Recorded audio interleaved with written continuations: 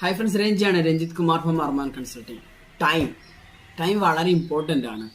കാരണം നമ്മൾ normally as a financial consultant നമ്മൾ കസ്റ്റമറുടെ അടുത്ത് സംസാരിക്കുന്ന സമയത്ത്, ക്ലയൻറ്റ് അടുത്ത് പോകുന്ന സമയത്ത് ഒരു റിട്ടയർമെൻറ്റോ അല്ലെങ്കിൽ എഡ്യൂക്കേഷൻ കാര്യങ്ങളൊക്കെ സംസാരിക്കുമ്പോൾ അവർ പറയും ഇനി സമയമുണ്ടല്ലോ എന്നാണ്. സമയമുണ്ടല്ലോ, പിന്നെ ആവാം, അങ്ങനെയാണ്. ആക്ച്വലി സമയമുള്ളത് തന്നെയാണ് നിങ്ങളുടെ മുന്നിലുള്ള ഏറ്റവും വലിയ അഡ്വാൻറ്റേജ്.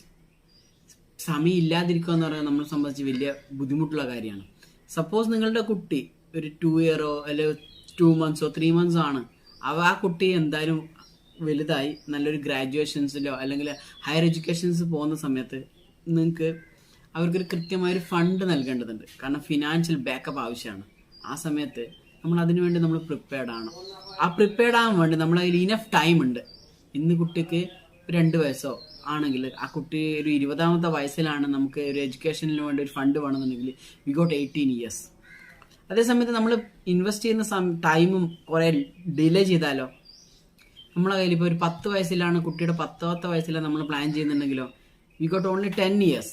കാരണം 10 വർഷം കൊണ്ട് നമുക്ക് ഈ പറഞ്ഞ എമൗണ്ട് വേണ്ടി വരും. കാരണം നമ്മൾ എപ്പോഴും സ്റ്റാർട്ട് ചെയ്താലും കുട്ടികൾക്ക് വേണ്ട സമയത്ത് തന്നെ ഫണ്ട് കിട്ടണം.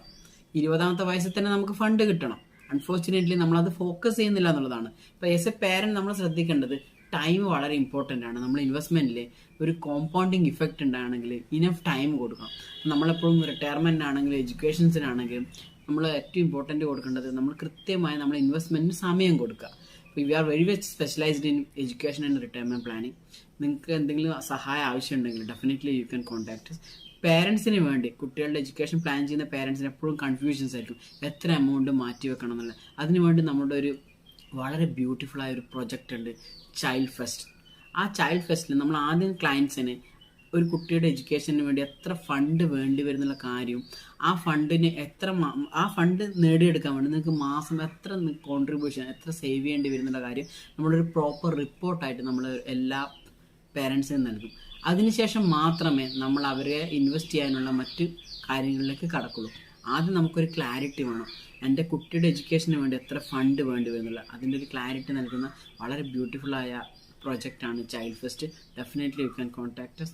Thank you very much.